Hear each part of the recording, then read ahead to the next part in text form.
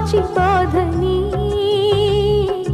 పైకి నవ్వుతున్న అమ్మని మమత లేని మీ నాన్నని మార్చలేని పిచ్చిదాన్ని